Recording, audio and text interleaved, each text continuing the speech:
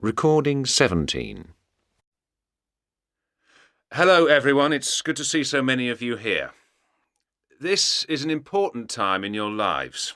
Your first job is an important step into the world, and although it's not irreversible, it's important to try to make sure that you find a job that suits you and that you enjoy. My talk tonight is going to be divided into two main parts. Firstly, looking for a job, and secondly, writing applications. Another important area is interviews, but they'll be discussed in a separate talk. There'll be time for questions afterwards, so if you could wait until then to ask anything, I'd be grateful. Right, looking for a job. There are four main ways that you can look for work. The first, and traditionally the best, is newspapers and magazines. Papers will often run adverts for different types of job on different days. For example, The Guardian advertises educational posts on a Tuesday. Find out which day is applicable to you for each paper. Another useful source of adverts for work are magazines. For example, specialist industry magazines. If you don't already know what's available for your subject area, now is the time to find out. Where you want to work will also influence where you look. If you can be flexible and move house for a job, then use national newspapers and magazines. This will give you more choice about jobs. If you don't want to move or have a certain place in mind, it might also be a good idea to look in local papers or in local editions of the bigger papers. In some areas, especially the bigger cities, London, Birmingham and so on, there are magazines of local job advertisements that are distributed free, often outside railway stations and major supermarkets. The second place to look for work is through an agency or a job centre.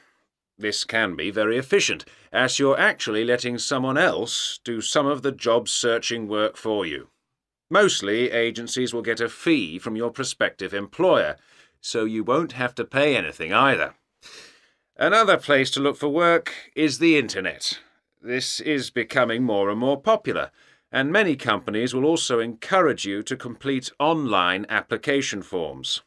There are lots of sites that advertise jobs. I'll be giving you a list of sites later. You can usually search for the kind of work and location you want.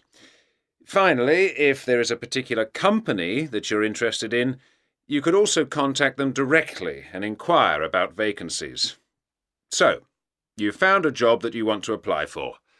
What next?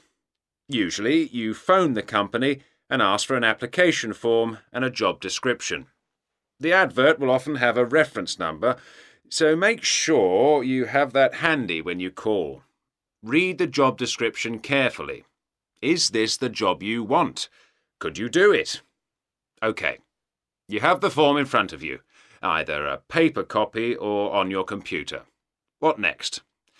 Some good advice is to take your time and make sure that the information you give is specific to this job and not just general. Remember that this is the first impression that an employer will have of you, and they will probably have a lot of applications. If it is messy or filled in incorrectly, it will go straight into the bin. Unless it specifically asks you to handwrite it, and some will, then word process it and make sure that there are no spelling or grammar mistakes.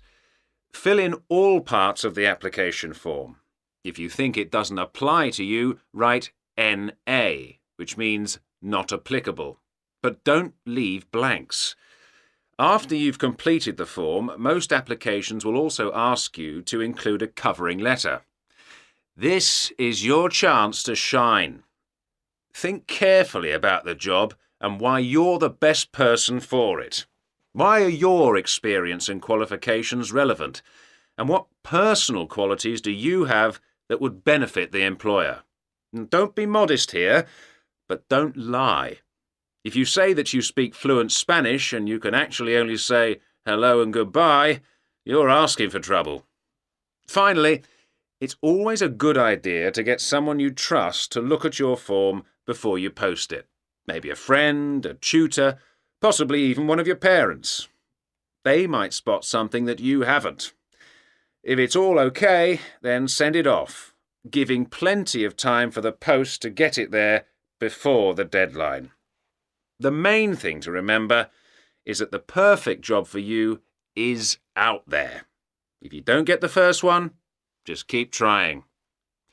Right. Has anybody got any questions?